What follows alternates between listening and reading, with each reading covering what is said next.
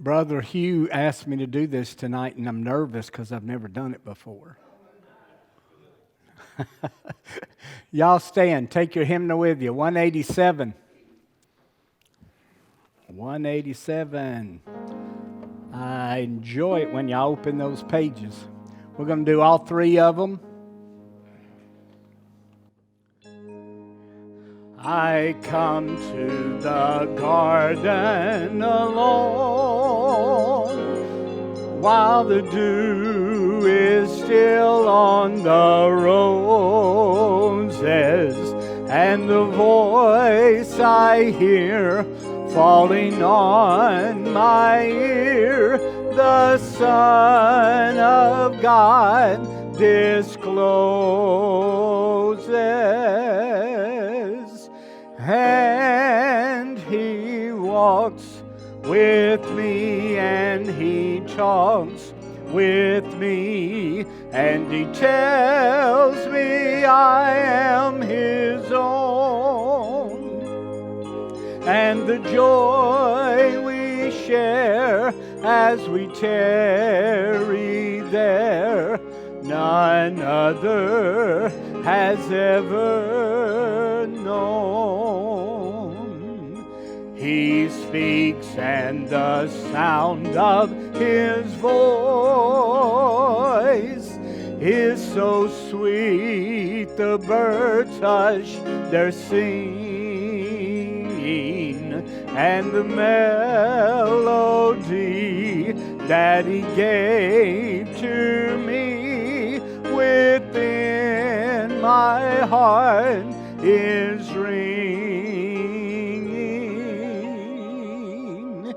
And he walks with me, and he talks with me, and he tells me I am his own. And the joy we share as we tarry there, none other has ever known. I'd stay in the garden with him, though the night around me be falling, but he bids me go through the voice of woe. His voice to me is calling, and he walks with me, and he talks with me, and he tells me I am his own. And the joy we share as we tarry there, none other has ever known. 333. 333. What a fellowship, what a joy divine, leaning on the everlasting arms. Oh, what blessedness, what a peace is mine, leaning on the everlasting arms. Leaning, safe and secure from all alarms. Leaning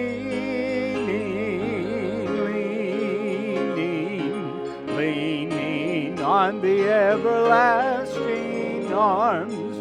Oh, how sweet to walk in this pilgrim way, leaning on the everlasting arms.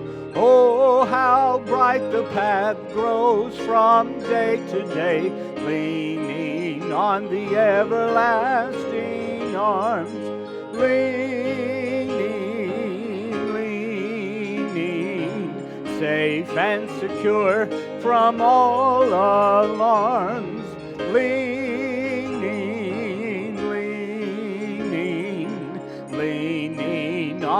everlasting arms. What have I to dread? What have I to fear? Leaning on the everlasting arms, I have blessed peace with my Lord so near. Leaning on the everlasting arms, leaning, safe and secure from all alarms. Leaning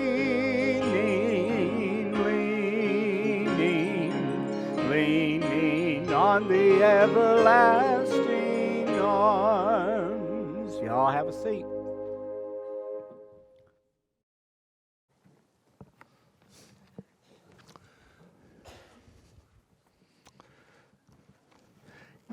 Gary, this card you gave me, is that, Okay. I didn't see a name on it or anything like that. It didn't say where. But that's March 1st and 2nd at McClendon Baptist, men's conference going on there Friday night and Saturday morning. And if you'd like to know more about that, it's so high tech. You can just scan this little square and it'll tell you everything you want to know. Now, how many of y'all in this room right here know anything about scanning? I see about 4 or 5. Okay. All right. So just keep up with it. I'll put it in my pocket if you want to look at it. After we finish, you can get it from me and scan your little hearts out. All right. But I didn't know where it was at. It didn't have a place on it. So that's what I wanted to show you. All right. Making sure my phone's turned off before we get started here. Okay. All right. There's a lot coming up in this month. Our men's retreat we're having is one Friday night out at, I think it's Friday. I think we said Friday night, not Saturday. Out at the lodge at Cedar Springs for the men. And it's just a week or two after the ladies have their little get-together this week. And so there's a lot of stuff coming up. Don't forget Easter Sunday. If I'm not mistaken, that's the last day of March. I think the 31st of March. Is that right, on Easter?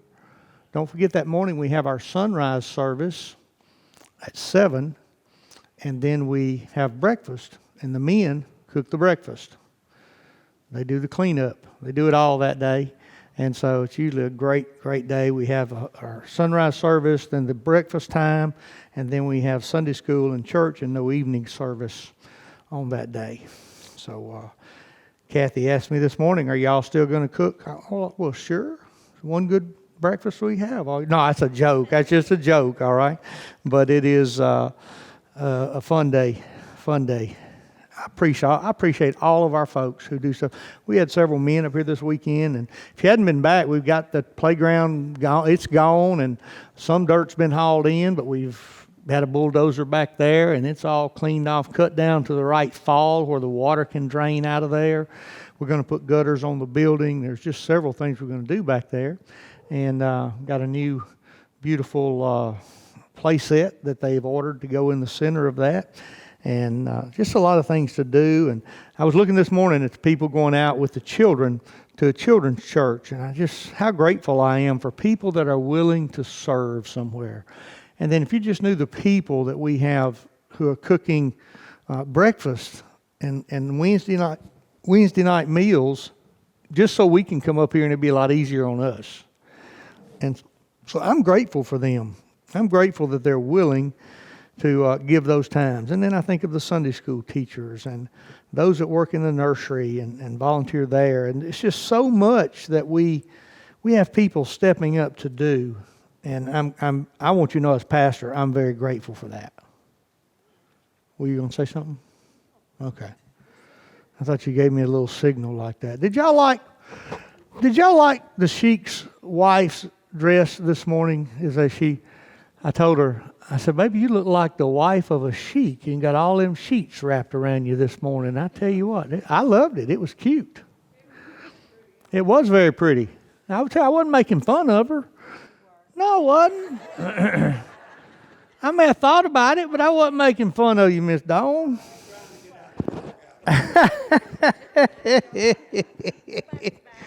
Well, I looked for some sheep and goats to run through here any minute this morning when she was up there just a singing. I tell you, I just thought she got a whole herd of sheep and goats.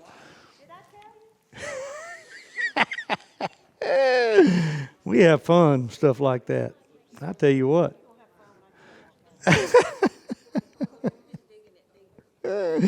I thought it was pretty. I did. I liked it, Miss Dawn. I love blue.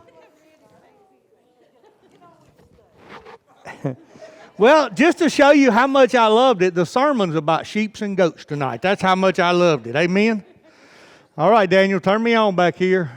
Look at there. The vision of the sheep and the goats. Rams and the goat. I didn't think about that till I saw how you was dressed this morning, Miss Dawn, and then I said, that's a perfect sermon for that right there.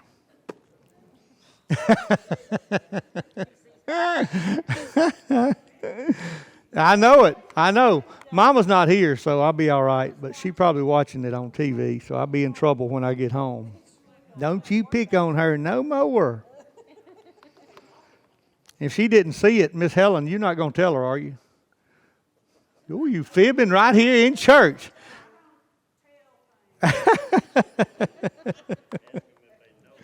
Yeah. She just gives prayer requests. Miss Mary, I want to pray for Brother Mike tonight. Let's me and you pray for him because Miss Dawn's going to kill him when he gets home because he talked about how she was dressed this morning. There you go. Miss Dawn is a kept woman, so y'all leave her alone, all right? She's taken care of. She don't want y'all, as Jerry Clower says, she don't want y'all messing up her little bird's nest she's got going. Yeah, she ain't real happy about that, but she's gonna get over it. She's gonna grow her faith while I'm gone. Because she says, you're going to be driving over there, and them people going to come out there and capture you. And I'm not worried. They couldn't get $15 for me, so that ain't going to do no good to get me for no ransom, so that wouldn't do them any good. So, yeah, they might. Birdie's worth more than I am, that's for sure. Daniel chapter 8. Let's get to Daniel chapter 8. I've been teaching through the book of Daniel on Sunday nights, and we paused. And just so you know, Brother Hugh and the youth are over there, and while we finish the book of Daniel, they're going to be teaching. The North American Mission Board just put out a nice little box of information. It's on training in evangelism. And the youth are going to be going through that the next 4 or 5 weeks while we finish this. He wanted to teach them that, and it was one good time to do it while I finish this. So, and it's amazing. They probably got a dozen or so over there tonight, and if they'd had to come over here with us, it'd probably been 3. So, anyway, they're over there doing the evangelism training for 3 or 4 weeks, and so keep them in your prayers while they do that. All right, seeing things to come. This is a book about visions that God gives Daniel. It takes place in the 3rd year of King Belshazzar when a vision appeared to me, Daniel. So it gives us a timing. So they're still in Babylon. Babylon is still in control, and it really talks about the next 2 kingdoms. And really could tie into the 3rd one, and I'll show you how at the end. Who can remember those kingdoms as they come up? What was after Babylon? Medo-Persian. The Persians, which is who? Iran. Don't forget that when you hear Persia. Iranians are Persians, okay? And then after them, the Greeks. The nation Greece, whose great leader was who? Alexander the Great. That's right. And then after them, the Romans. We've been studying Daniel. We saw the vision and what all the vision meant, and the Romans came after them. And so we'll catch up to that. We're not really going to talk much about the Romans tonight, but we are going to talk about a leader who came up between, not a kingdom, really a kingdom leader, but during the time as the Roman Empire had started, there was a great leader at that time, and we'll talk about him in just a minute. All right, if you have an outline, you have a worksheet, if you want to fill in some of the blanks. So we are in the Babylonian kingdom. the first one that was within Daniel's lifetime. They're held captive there as servants. And the first 4 verses says, "And now in the 3rd year of the reign of Belshazzar, a vision appeared to me, Daniel, and after the one that appeared to me the first time, I saw in a vision, and it so happened while I was looking that I was in Shushan, the citadel, which is in the province of Elam, and I saw in the vision that I was by the river Ulai, and then I lifted up my eyes and saw that there standing beside the river was a ram, which had 2 horns, and the 2 horns were high, but one was higher than the other, and the higher one came up last. And I saw the ram pushing westward, northward, southward, in other words, expanding his kingdom, so that no animal could withstand him, nor was there any that could deliver from his hand, but he did according to his will and became great." Now the 2 horns represent, anybody want to guess? Medo-Persia. Okay? The nations, the Medians and the Persians. That's the 2 nations that it represents. And the 2 people, one was a little stronger than the other. And that's why it talks about one horn being a little larger. But it was 2 nations that had a compact, if you will, a covenant between them that worked together. They came together to be a world empire, a world power. Okay, so the Medes and the Persians were this 2-horn ram. That's the first thing. Let me see if I can get this to work, Daniel. Might help if I pull the button back, right? All right. The 2-horn ram is the first part of the vision. Next thing we see, it was Media, Persia. Let's look at the next one. The 1-horned goat is seen in verse 5 through verse 8. It says, "And as I was considering," and I didn't clarify this, but Daniel is saying, this is what I see coming. This strong beast of a power is coming. The 2-horned ram, which is the Medo-Persians, which would be the kingdom that would follow the Babylonians. Verse 5 says, "And I was considering, suddenly a male goat came from the west across the surface of the whole earth. And without touching the ground, the goat had a notable horn between his eyes. And then he came to the ram that had the 2 horns, which I had been standing beside the river, and the ram at him was with furious power. He ran at him with furious power, and I saw him confronting the ram, and he was moved with rage against him. He attacked the ram and broke his 2 horns," which would have been unusual, really, particularly because a ram is one of the toughest animals, and those big horns are really, really tough. And so for him to take that, it was really an unusual event that someone would be so strong. So there was no power in the ram to withstand him, but he cast him down to the ground and trampled him, and there was no one that could deliver the ram from his hand. All right?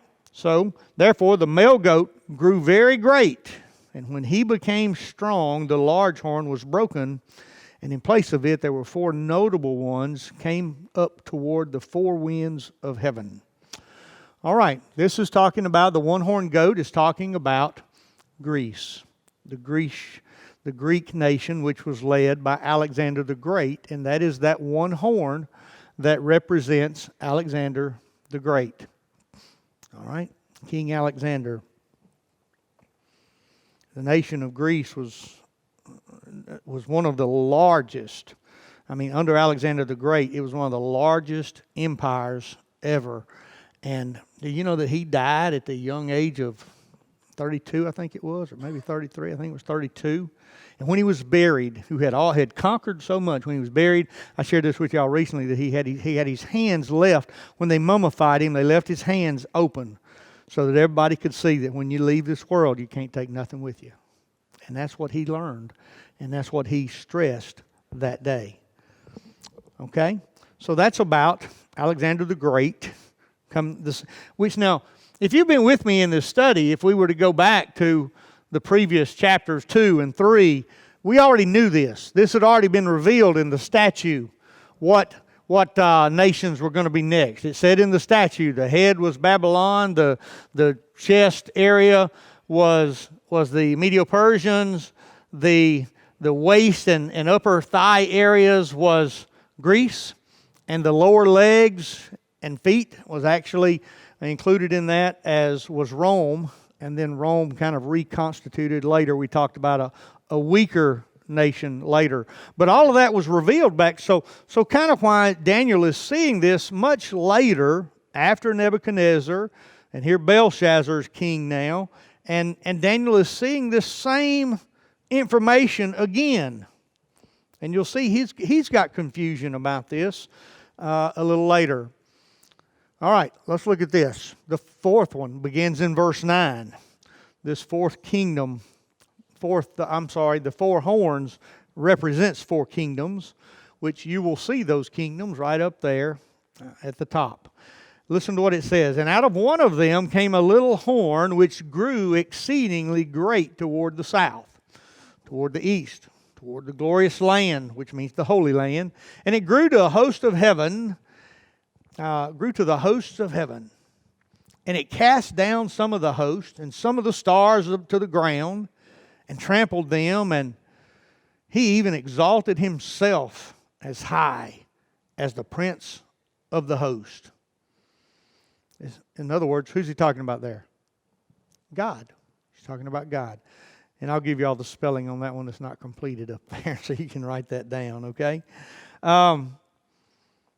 Okay, where'd I leave off here? He says, he even exalted himself as high as the prince of the host, which is referring to God. And by him the daily sacrifices were taken away, and the place of his sanctuary was cast down. Because of the transgression, an army was given over to the horn to oppose the daily sacrifices, and he cast truth down to the ground. And he did all this and prospered. And then I heard a holy one speaking, and another one said to that certain one who was speaking, how long will the vision be concerning the daily sacrifices and the transgressions of desolation, the giving of both the sanctuary and the host to be trampled underfoot? And he said to me, for 2,300 days, and the sanctuary will be cleansed. He's talking about after that. All right, how many of you read that? If you read that and you said, I don't know what that's talking about, right? Talking about horns and different places. Well, here's what that means, is after Alexander the Great died, the kingdom of Greece was divided by his four generals into four different regions. Okay? The first one you see up there, the Seleucids, they were called, the people, became the strongest of all of them. Okay? The Seleucids, if you can't read that. Second one is Ptolemy. If I'm saying that right, I think that's the way I've always heard it pronounced. And the third one is, I've got it written out here because I cut off part of that. Lysimachus.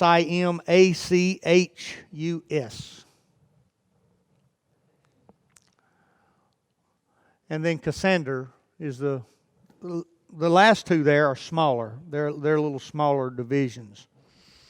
All right. To think about how you see this, I want you to see this, that there's one person going to come out of this who's very strong. He's the one that exalts himself as high as the prince of the host. In other words, as high as God. He actually has a history. And that's the one out of Seleucid. And it's another... And I don't want to get ahead of myself. I've got to talk about him a lot more later. But he's going to come up and be very, very powerful.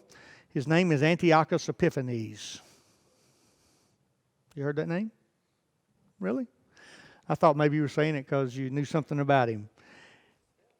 Yeah, Antiochus Epiphanes has two names that he goes by. He is the one who actually took, and I'm going to show you in just a minute, he had a coin made. Let me read to you the coin that he had made that they used in his day. It had his picture on the front of it, and it said, God's Manifest. Or God Manifested, however you would, in their language, however you would say that. But he was God Manifested. That's who Antiochus Epiphanes thought he was. And he so hated the Jewish people. Of course, Alexander the Great's desire was to Hellenize, which meant to make the whole world more Greek. And they couldn't stand the Jewish people. Antiochus Epiphanes hated the Jewish people. In fact, he hated them so much and he hated their religion so much that he took pigs and went to the temple in Jerusalem.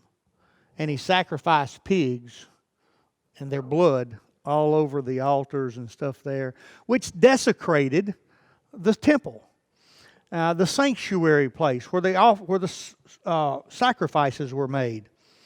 And so he did that for one purpose. In the book of Revelation, you're going to get to this. We're going to talk about it in just a minute. In Revelation, Antiochus Epiphanes is a picture of who? The Bible says in the last days he was going to bring about a desecration, how does it say it? Abomination of desolation. Thank you, Daniel. That he was going to bring about, he was going to desecrate the temple. That's what the Antichrist is going to do.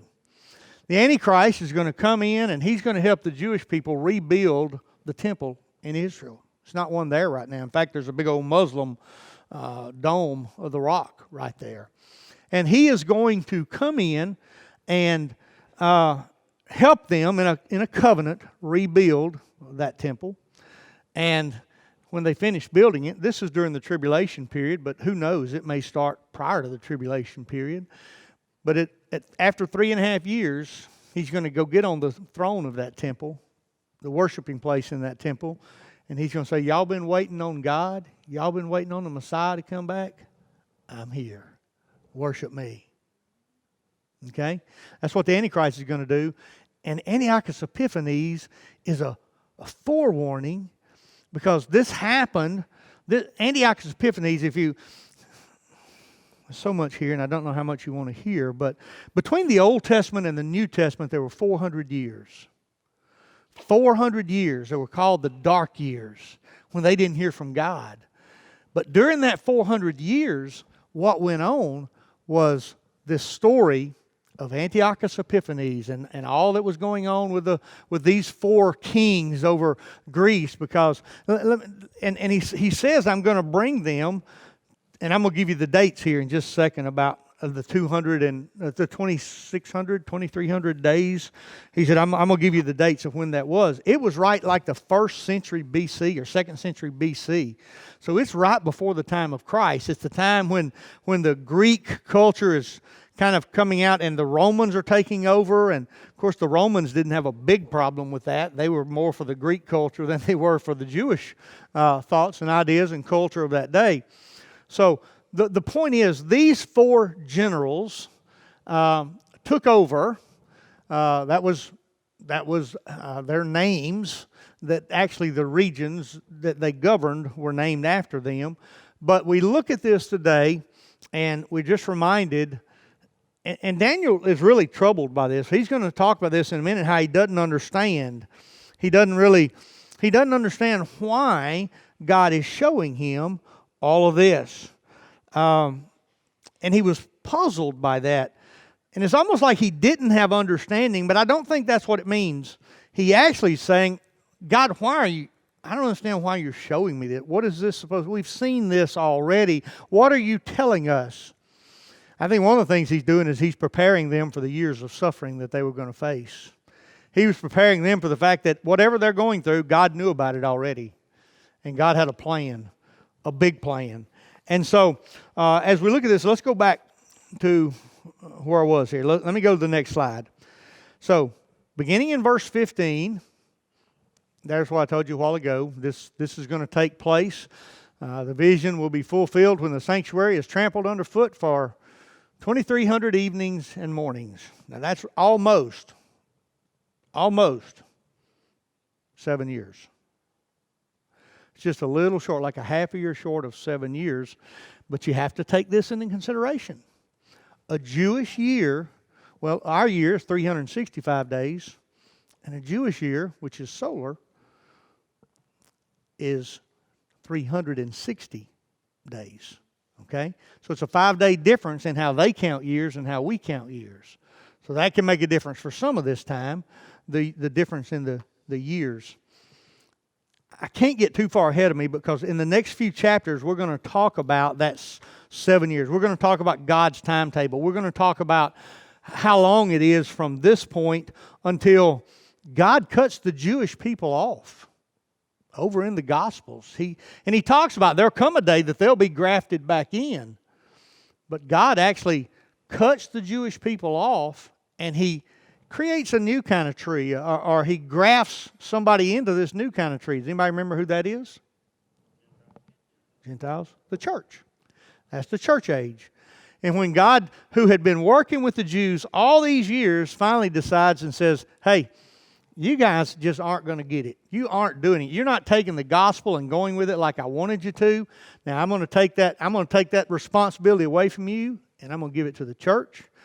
Doesn't mean God doesn't love the Jewish people anymore. Some people have taken that to say, oh, God hates the Jewish people. Now He don't want the Jewish people. No, God's never broken His covenant. He just said they're not the ones who are going to lead with the gospel.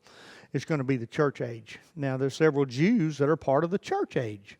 They're part of God's church. And so that's a process. But we're going to do more of that study as we get into these next few chapters here in the book of Daniel. All right. So let's move to the next slide. Well, did I not put Gabriel up there? Okay. I was hurrying working on this afternoon, and I missed that fourth slide. The angel Gabriel gives understanding to Daniel. Beginning in verse 15, the angel Gabriel comes alongside him. Verse 15, then it happened, when I, Daniel, had seen the vision and was seeking the meaning, that suddenly there stood before me one having an appearance of a man.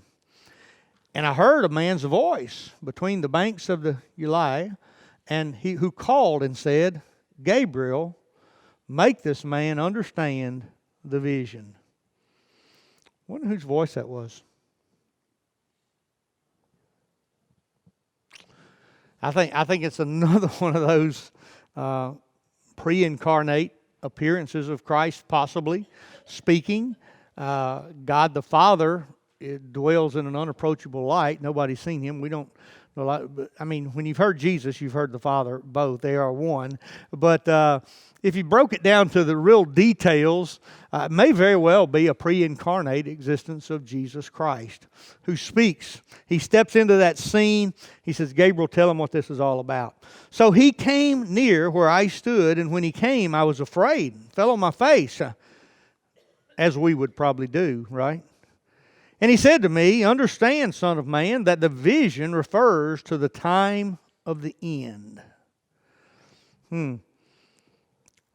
You can imagine Daniel being a devout Jewish young man, a theologian, a visionary, a man who's moved by God.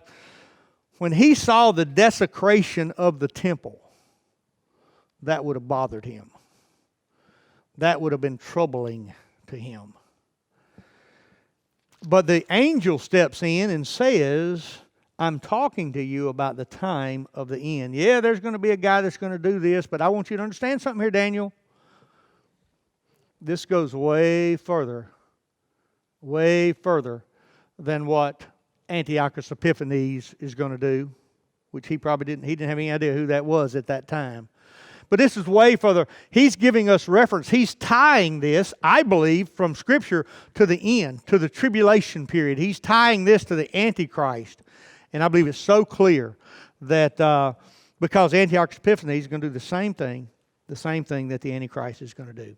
Verse 18, now as he was speaking with me, I was in a deep sleep with my face to the ground. But he touches me and stood me upright, and he said, look, I am making known to you what shall happen in the latter time of the indignation. For at the the end, at the appointed time, the end shall be. The ram is going which you saw, having two horns. They are the kings of Media and Persia. He explains it just like I told you a while ago. The male goat is the kingdom of Greece. The large horn that is between his eyes is the first king, which is Alexander the Great. And as far as for the broken horn, the horn that stood up in its place, the four kingdoms shall arise out of that nation, out of Greece. That's those four generals. But not with its power. They won't have the same power that Alexander the Great had. Okay? Anybody have a question about that, about the vision, about the interpretation of what he helped him to see? Anybody have a question about that? All right. How much? Well, that's nothing. I had the map. I was going to pull the map up to you. Everybody look and see the map. Here's the map. Y'all can all see that, right? Y'all can all see the map? Good. That's good. Glad we got that clear. All right. I'm going to show you some of this. This area right over here on this left side, which is Turkey, most of Turkey. I think I told y'all before, watch Turkey. Watch Turkey in these latter days. That's Turkey, Iran, Iraq. Several of these countries make up the area of Seleucus. You can see how big his territory was versus the other three.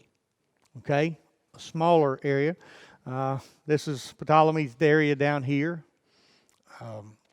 And then we see, I think that's part of Egypt and some of the other areas over here. And then the others are up here, the north part, the kings of the north. This is called the king of the south because he talks about them pushing south. Anyway, I was going to throw that on the screen for you and just forgot to make a slide for that. But he's going to rampage now. Gabriel helps him understand he's going to rampage for 2,300 evenings and mornings. You ever wonder why they say evenings and mornings? Anybody? It's a full day, but we would say morning and evening. They say evening and morning. But if you look at creation story and back in Genesis, it says in the evening and the morning was the first day. And the evening and the morning was the second day.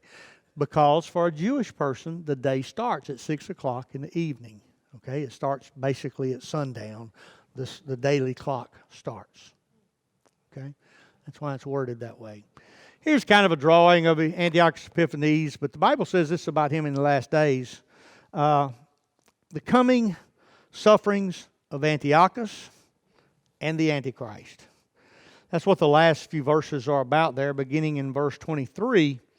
And in the latter time of their kingdom, when the transgressors have reached their fullness, a king shall arise, having fierce features. Now, this is about the latter time. This is about, some of this, it's hard to distinguish if he's talking about Antiochus Epiphanes or if he's talking about the Antichrist. Because I think the same things, the same events take place for both. Okay? And in the latter time of their kingdom, when the transgressors have reached their fullness, a king shall arise, having fierce features, who understands sinister schemes. His power shall be mighty, but not by his own power. Not by his own power. Did you get that? Who does that? The Antichrist. He has the power of the devil behind him, right? But Antiochus here had also become the strongest of the four horns, and therefore he kind of had taken the leadership role of the old Greek country, the Grecian country, and so he had a lot of power too from the help from those other generals and the other parts of Greece. So there was he could fit that bill somewhat, but I specifically think it's a reference to the Antichrist. Again, we're going to see some more of that in the book of Daniel. Daniel is just like Revelation. A lot of the things about it is very, it's prophetic. It's a prophetic book, like Revelation is a prophetic book. I want to draw you some other comparisons here in just a moment. His power shall be mighty, but not by his own power. He shall destroy fearfully and shall prosper and thrive. He shall destroy the mighty and also the people of God. All right, let me give you something that I looked at on this today. It's a comparison here between this and the book of Revelation. In fact, if you want to find most of this that's in verse 24 and verse 25, you read Revelation chapter 13. And most all of this is there. It says right here in verse 24, he will become very strong, not by his own power. Revelation 13:2 says, and the beast which I saw was like unto a leopard. The dragon gave him power and his seat and great authority. See the same thing going on in Revelation. And in this verse where it says, he will cause astounding devastation and will succeed in whatever he does. Revelation 13:3 and 4 says, and all the world wondered after the beast, and they worshiped the beast, saying, who is like the beast? Who is able to make war with him? Just like Antiochus here. And again, Antiochus is a preparation for the Antichrist. He's letting us know that day is coming. Verse 24, he will destroy the mighty men and the holy people. Speaking of the Jewish people. Verse 7 of chapter 13, Revelation says, and it was given to him to make war with the saints and to overcome them. Verse 25 here tells us that through his cunning he shall cause deceit to prosper under his rule. I'm not going to say anything about that sounding like politics of today, does it? And he shall exalt himself in his heart. He shall destroy many in their prosperity. He shall even rise against the prince of princes, which is referring to Christ. And he shall be broken without human means. Revelation 13, verse 5 and 13 through 14 says, and the beast was given a mouth uttering haughty and blasphemous words. It performs great signs, and by the signs that it is allowed to work in the presence of the beast, it deceives those who dwell on earth. Other places, 2 Thessalonians talks about that. The man of lawlessness who opposes and exalts himself against every so-called God or object of worship. The coming of the lawless one is by the activity of Satan with all power and false signs and wonders and with all wicked deception for those who are perishing. And I could go on and make comparisons here, but you see the comparison of this leader that would come up out of the Seleucus division. It's not Seleucus himself. In fact, he started as a weaker military leader, and all of this took place between the Old Testament and the New Testament. Between when the writing stopped in the Old Testament, that's why you don't see any of it in the Bible. It's written. There are books written about it out there. All the history. You can read about Antiochus Epiphanes and all the battle that went on and how he rose up out of the Seleucus division and how that he was very small and weak but became very powerful and wound up desecrating the temple in his day. Okay?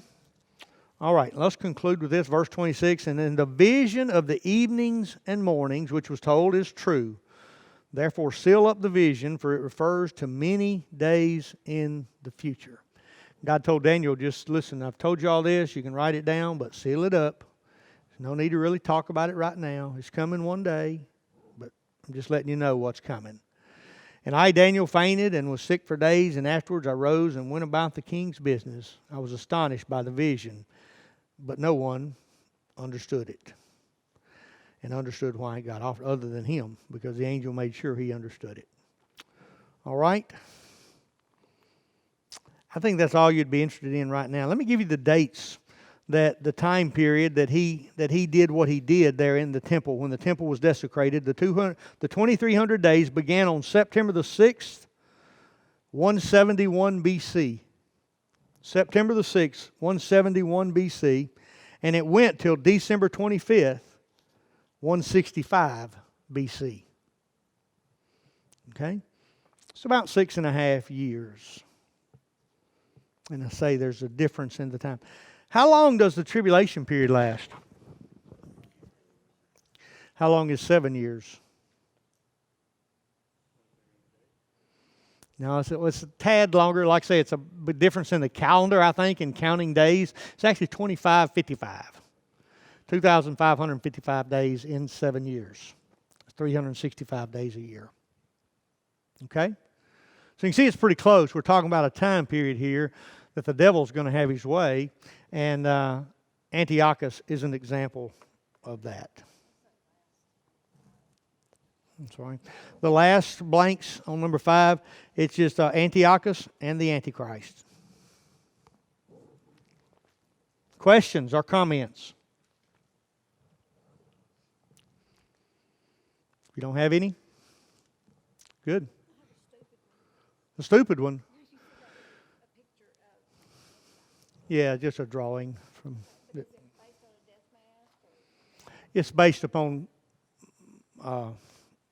renderings, stone, you know. Do you think there would be a physical similarity? I think there would be. Oh, you mean with the Antichrist? Oh, no, I don't know about that. I don't have any idea about that. But there's definitely a spiritual similarity. Yeah, there's definitely a spiritual similarity.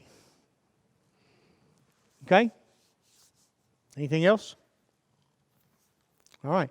That gets us through chapter 8.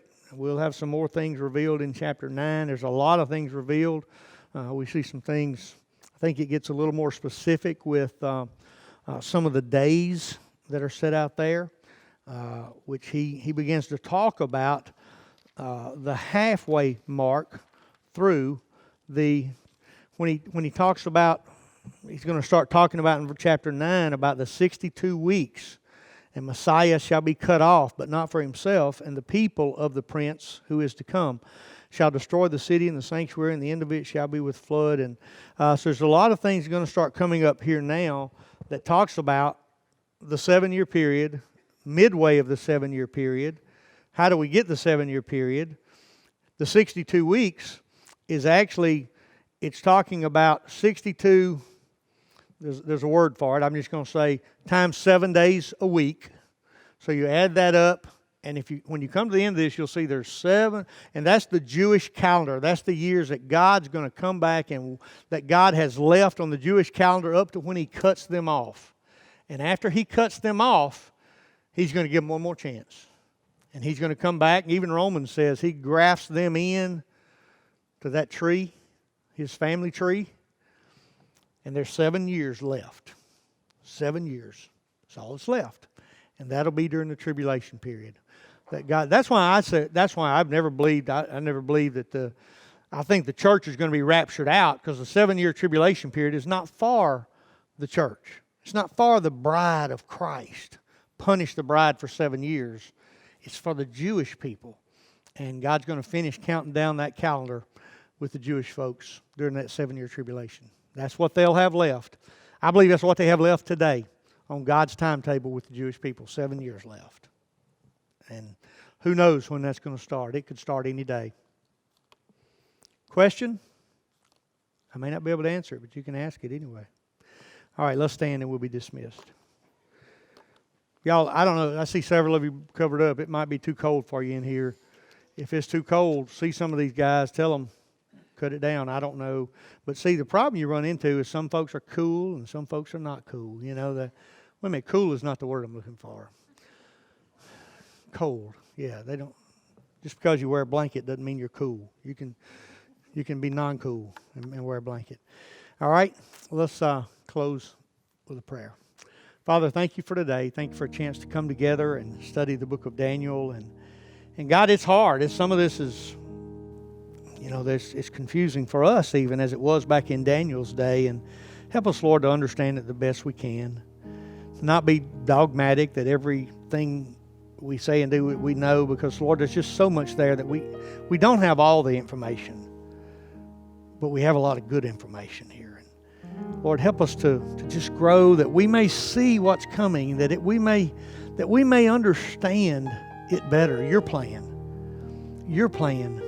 to bring people to Christ, and God, your plan of suffering in a sin-cursed world. And God, help us to, just as in Daniel's day, God, in our day, to try to get people out of the suffering of the world and to know victory in Jesus Christ.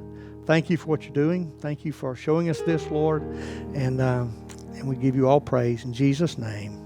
Amen. Amen.